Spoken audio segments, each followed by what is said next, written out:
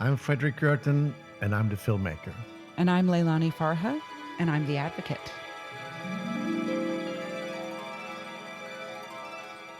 And it's early morning in Ottawa, and it's like afternoon here in Malmö, Sweden. And we talk to each other. And, we do. We do. And today we're going to talk about you as an advocate. I mean, you always talk as an advocate, but today you will be a super advocate. Not a super lawyer, but could be. I mean, in the US, they have these like titles of super lawyers. You are the human rights super lawyer, Leilani. And I feel like I need wings or something. you for sure you need wings. You have wings. And we are recording this a little bit in advance because I'm taking off for a film shoot. And while I'm away, you will be in the European Parliament, which then will be the 2nd of June. This is now we're releasing this episode the 1st of June. So tomorrow you will speak in the European Parliament as a human rights super lawyer. And we're also going to show a film. We are. One of my favorite films. Maybe my favorite film. So Push is going to be presented in the European Parliament, invited by the member of European Parliament, Kim Sparentak, who was here a guest of our podcast. She's from the Green Party from the Netherlands, a really cool and active person. You know her since before, Leilani? I've known her a while now. Maybe, I think before the pandemic, but we've never met in person, only online. Because of the pandemic. She's super cool. I mean, she understands the importance of housing. She understands the threat of finance in housing. I mean, she's, the Green Party, so she understands climate change too. She's amazing. Yeah, I mean, I wouldn't say that the Green Party everywhere understands the financialization because sometimes they also sit together with conservatives, and then they end up being quite neoliberal, or they put a blind eye to the liberal side. That is happening, for example, in the city of Stockholm here in Sweden, where the Green Party is a part of the right-wing coalition, and then they get a lot of bike lanes, which I think is cool, but then they are a part of selling out city-owned housing and so on. So it's right. They have some issues, the Greens, but then they do a lot of good stuff also, of course. And this showing here in the European Parliament is really cool. And you are the main guest today because you are the super lawyer, as I said, and you've had this kind of project ongoing for a long time, a very long time. You worked a lot, and tomorrow, June 2nd, you're going to present your big work. This is going to be on the table of governments all over the world for at least 10 years. So it's the human rights directives for the housing sector. That's right, except we're calling them the Shift Directives. The Shift Directives. Yes, the Shift Directives. I would call them the Leilani Farha super lawyer directives. Well, truth be told, we had a hard time coming up with a name. There are, big legal standards out there where people use their names, but it's often men. And I didn't feel so comfortable to do that because there's no way something like this comes together because of one person. Let me tell you, that's 100% for sure. While I definitely drove the Shift Directives, they are not the Leilani Farha directives. They were so many people contributed, experts and amazing thinkers. And I have to say this before anything else, my amazing colleague, Sam Freeman, who was like my co-author. So we call them the Shift Directives, but I love that because of the shift. We need a shift. Okay. So I'm happy for the shift, but I'm also happy for you, Leilani. I'm reading the headlines. Directive number 1, shift to a human rights-based housing framework. Wow.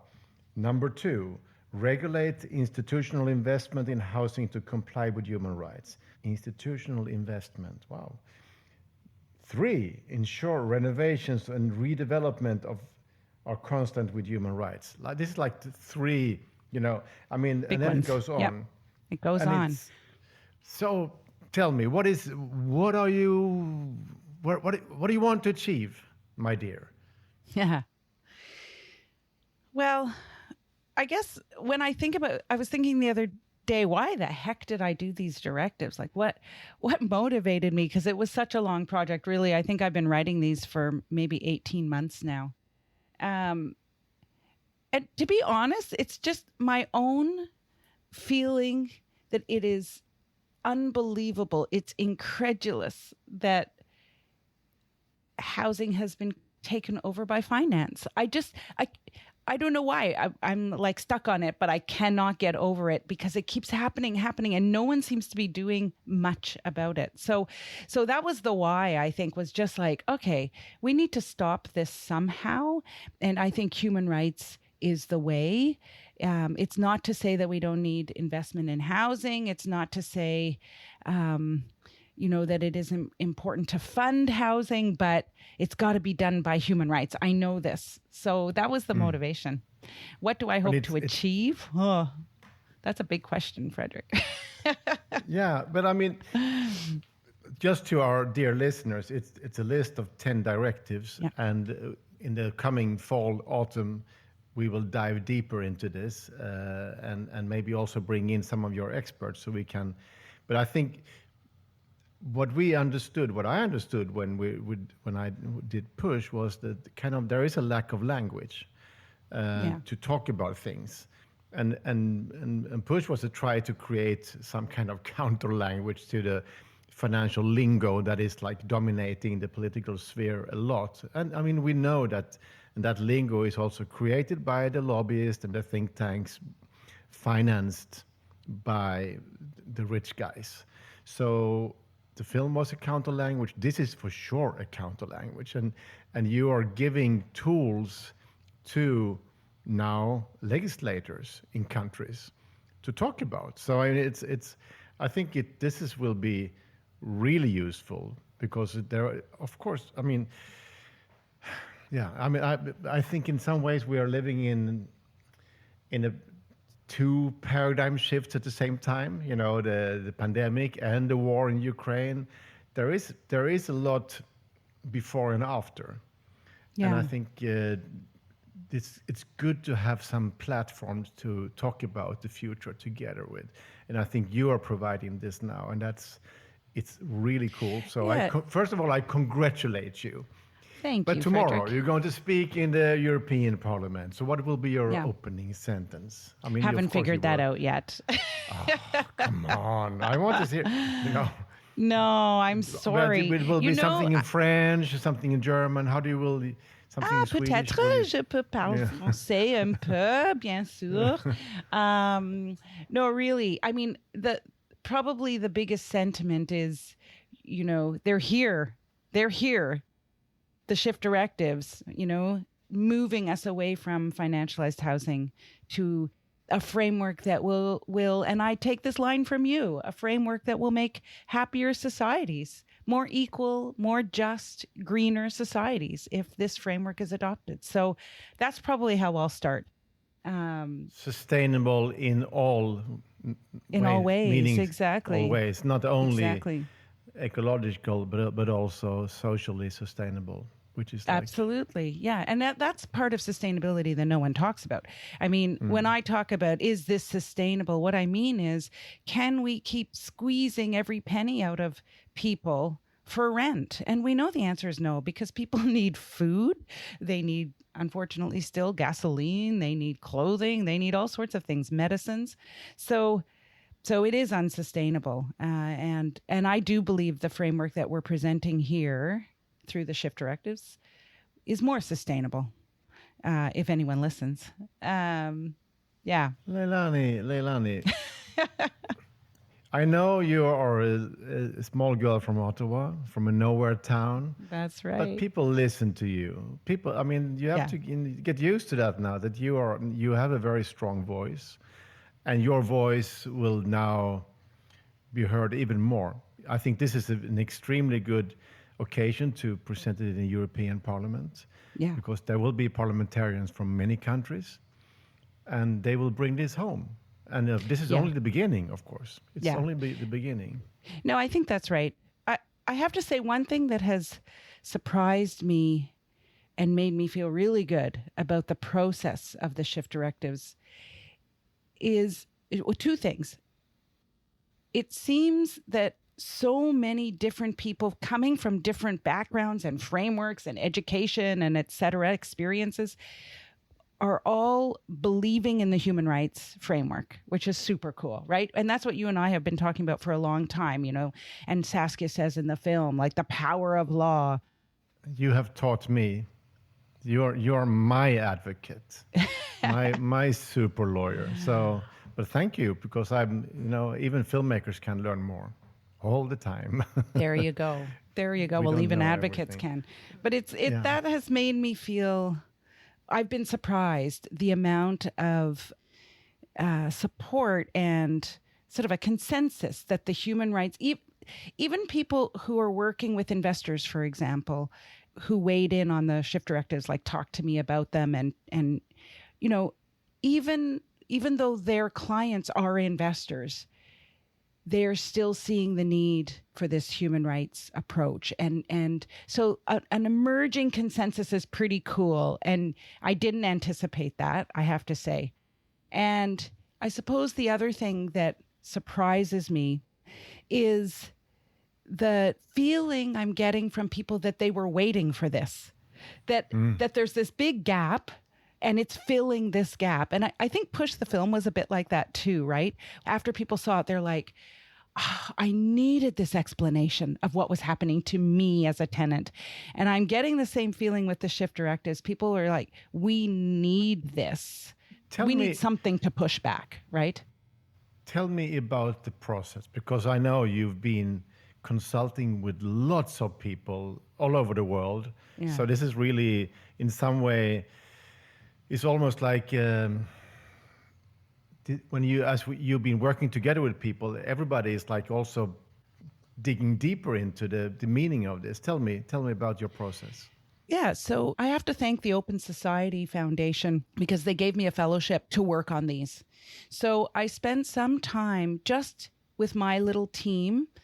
It was me and Sam Freeman and a fellow from Spain named Manuel, who's a real expert in financialization, especially in the context of Spain. So I wanted someone who was living the financialization reality all the time and an expert. So the three of us with a student, Michael, we really just wrote. We wrote a set of directives and we brainstormed them and wrote them. And then I sent them out to a group of, I think 110 experts in many different ways. So human rights experts, movements, grassroots movements, like many that have been on Pushback Talks, academics, people with experience in finance itself, economics, really a huge range of people. Many of the people that we've had on this podcast, in fact, authors, Anna Minton, Aaron Glantz, etc. So you never asked me. I didn't. I knew you wouldn't read a 50-page document. Filmmaker. Yeah. Yeah. No, let but him run around and That's okay. right. No, you got put in a different you. category. You just wait. You got put in a different category. So I ended up having a kind of webinar feedback process where people were just able to just tell me what they thought, what was missing, what was good, what was bad, what was ugly, all of that. Then I did another draft, and it became clear that I needed to establish an advisory council, like a smaller group who could really work in a more concentrated way. So I formed a global advisory council with some really, top-notch thinkers in the area of financialization. Raquel Rolnick, my predecessor. I'm out. Yeah. Yeah, again, you weren't in that phase, Fredrik. Nope. Keep him out. Don't want his opinion. But yeah, it was really delightful for me to have the opportunity to work closely with Raquel. She's so amazing. But many others who, with real expertise, some folks who'd worked at the UN, in other capacities, people who've written books, et cetera. I mean, it was just an amazing group. And they actually said to me, this is good and everything, but it's way too long. And no one's going to read it. Yeah. They said, no one's going to read it. And they were saying, like, we're experts and we could barely get through it. So how do you expect anyone to read this? It was a very low moment in the process, but a really good moment too. And I think, Fredrik, you know me. I like a challenge and I want my work to be relevant and I want people to read it. And to be affected by it. So I was like, okay, fine. I actually became obsessed. Okay, I am going to turn a 60-page document into a 15-page document.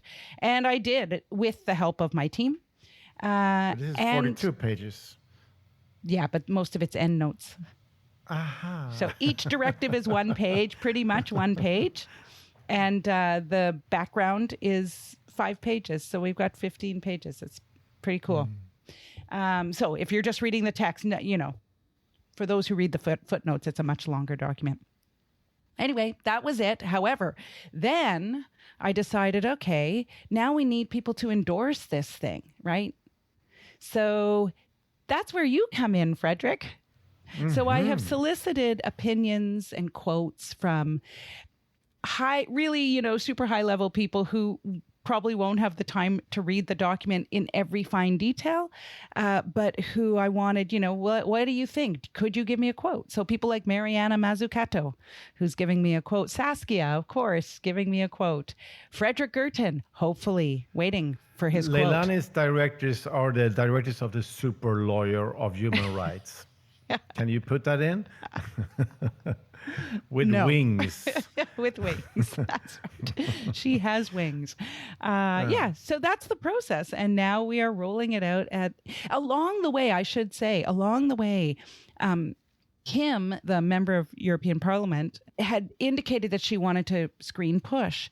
And we came up with this date, June 2nd. And I thought, wouldn't it be amazing to launch the Shift Directives at the same time? And she loved the idea, and her team has been working tirelessly with mine to make that happen. So that just was by chance, which meant I had to really push myself because I was actually not ready for June 2nd. I was more ready for the end of June. So they got produced. There we go. It's cool. And it's a pity I can't be there. So it is. You have to send my love.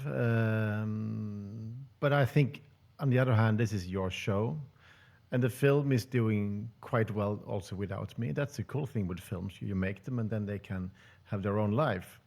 So it's fine. I'm happy, and because I also need to move on with my work.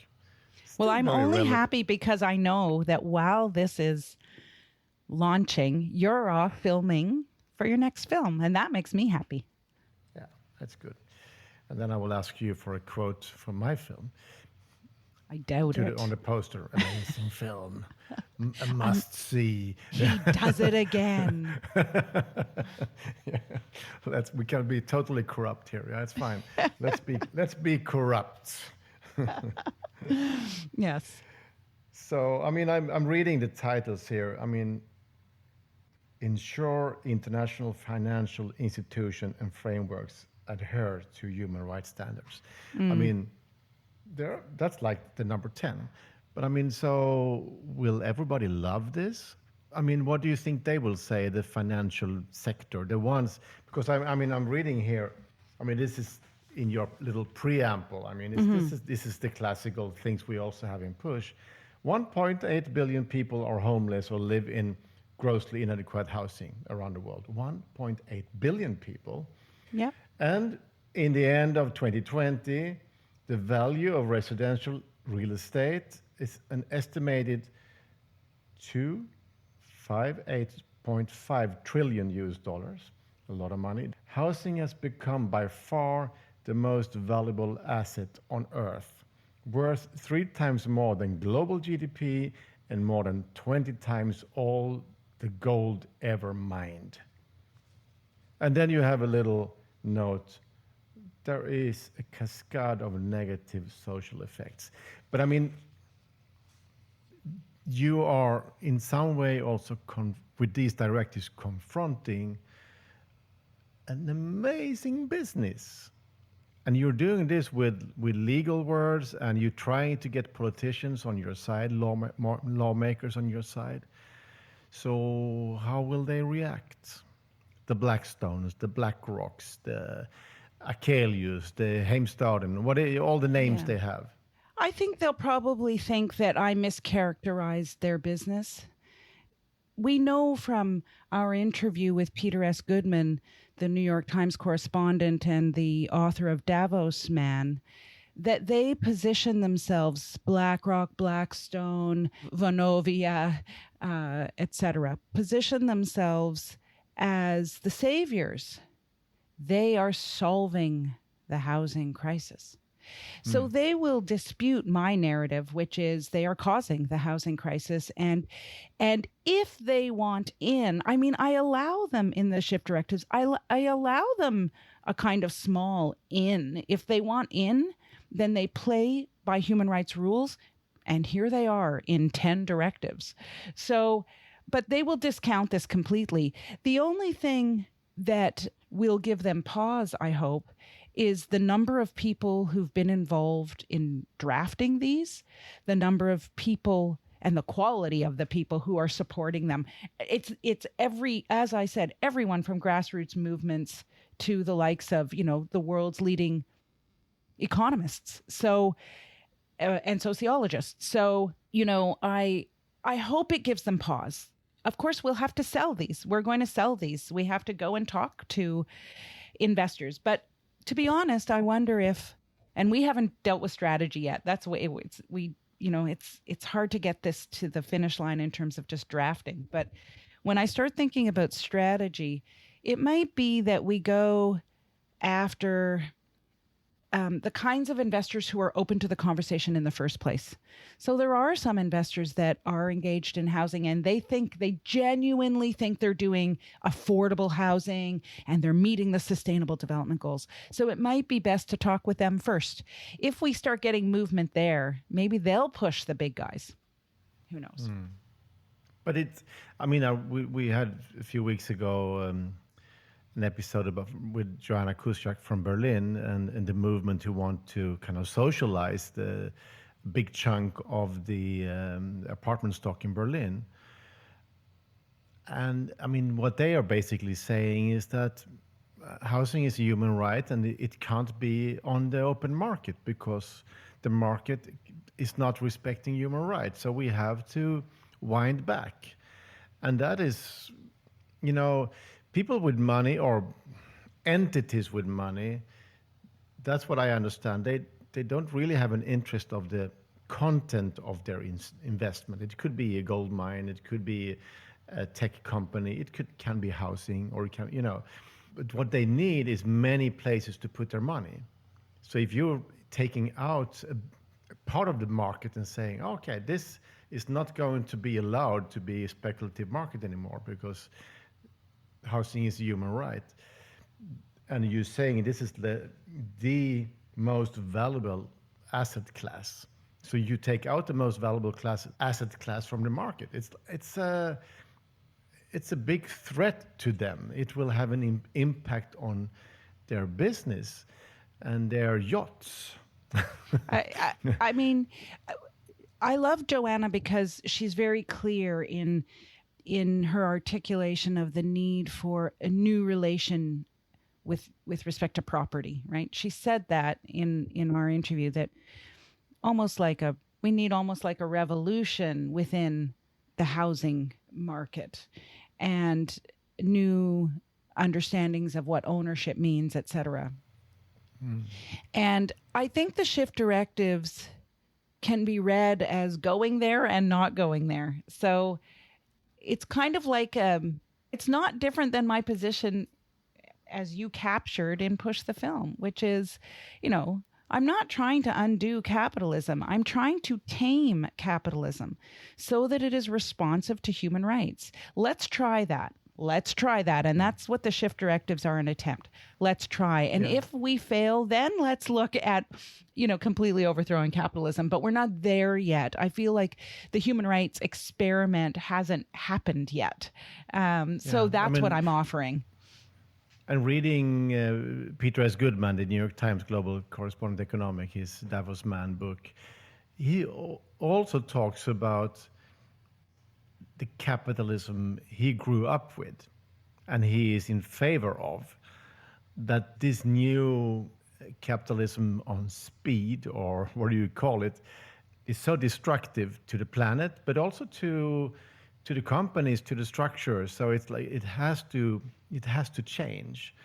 It's not really a traditional left-wing critique, but you will be framed as one for sure, because this is, as I read this is dangerous for their business, and they will do what they can to shoot you down.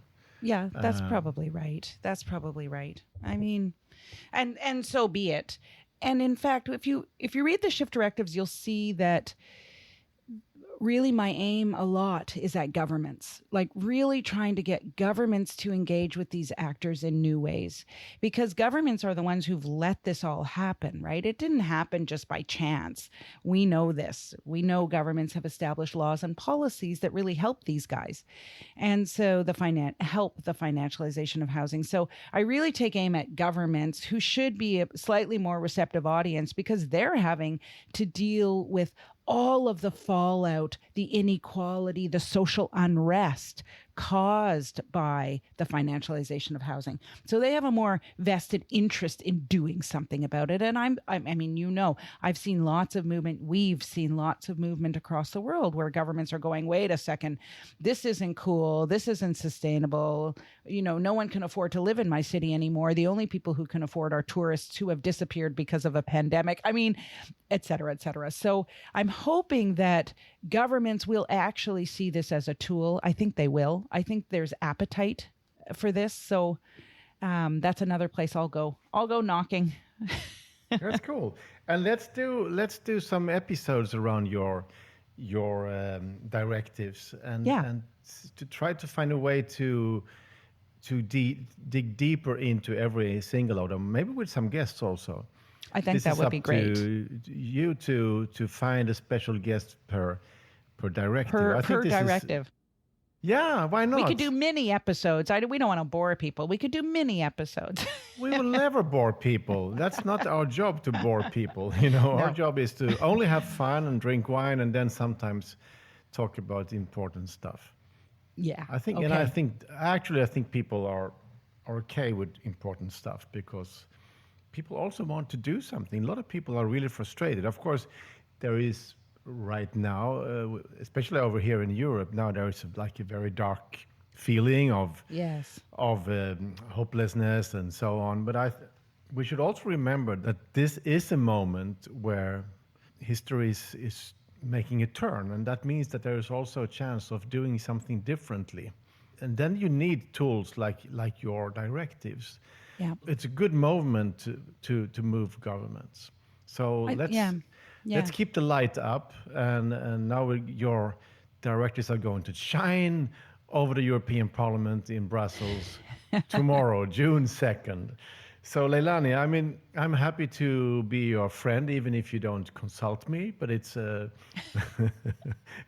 it's all good, because I would hate to sit in all these web meetings that you have had. So it's probably... Yes, but Fredrik, you know that you fundamentally influenced this work. I would never have gotten so deep into this but for you in the film, and I think you know that.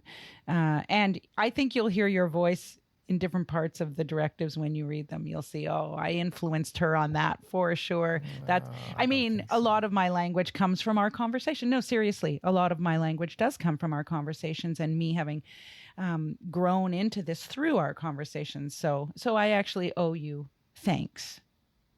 Let's go. And I need to say one more thing before I forget. Tomorrow, June 2nd, the launch, it's being live streamed. So check out my social media platforms to figure out how to watch it or listen to it.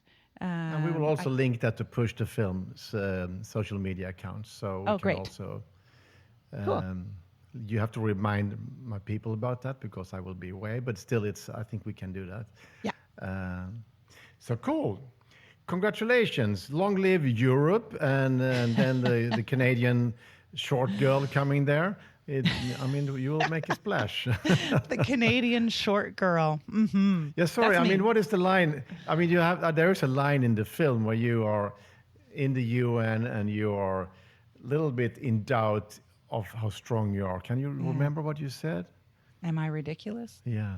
I'm this 5'2" girl from a nowhere town, something like that. Am I ridiculous trying to change the whole Change the world. conversation? Yeah. So I know I'm you- ridiculous. Now I know I'm ridiculous. And yet I'm even more wanting to change the conversation in the world. So whatever. and you know, when I was long time ago, when I was sued for my film Bananas Yep. by the big mighty Dole food company, the biggest fruit company on the planet, a lot of people thought I was naive and stupid and didn't expect this. And I think then I told people that I think it's a good thing to be naive, and it's a good thing to believe that you have the right to tell a story, and you know, freedom of speech exists, and politics is a process, and it's good to be naive, Yeah.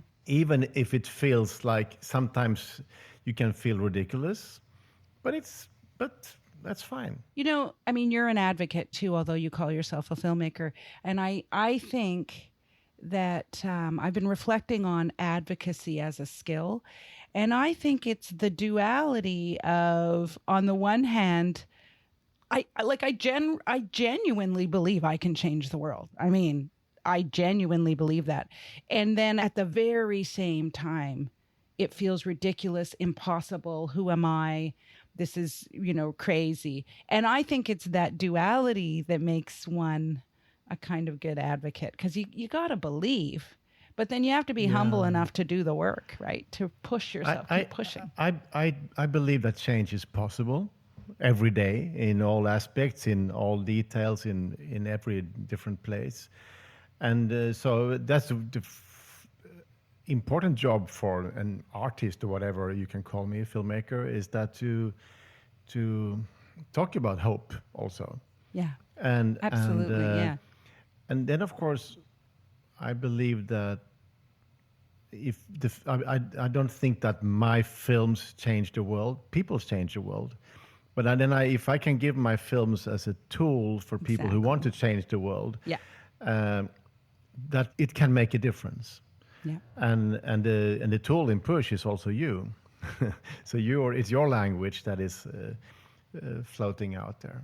Yeah. Which is really cool. Yeah. So now we have to stop this because We have to stop. This is. But let's just say one more thing. I'm gonna end with this. I promise I'll end with this. It is super cool for me that Push the Film is screening at the same time as the launch of the directives, because they're so closely related for me, deeply in a personal way, but also, of course, in terms of the advocacy and the project at hand. So thanks so much for your film, Fredrik. And thanks for your work, Leilani. And the directives you can soon find out more about. And if you want to see Push the Film, you can always go to the website, pushthefilm.com. And if you want to organize screenings, write to us, because you can use the film also when you talk about Leilani's directives, because it's also, the film has this ability to open up hearts a bit more than some hardcore writings, I think. Definitely. No, we'll be using them together for sure. The combination is moving forward. Yeah. And I will say the directives will be available on maketheshift.org. My comms person, Kirsten, is busily creating a web page and formatting the directives. Poor her. She's doing an amazing job. But anyway, that's where people can find them. Very cool. Long live our amazing teams, and Kirsten is one of them. Yeah. So I wish you a happy journey over to Europe, whilst I'm on a happy journey over to your continent. Exactly. Crazy. And that's how it is.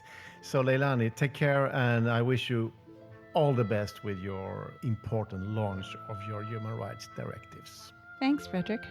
Ciao. Bye. Bye.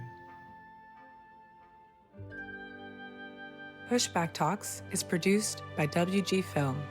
To support the podcast, become a patron by going to patreon.com/pushbacktalks or follow us on social media at make_the shift and push_the film.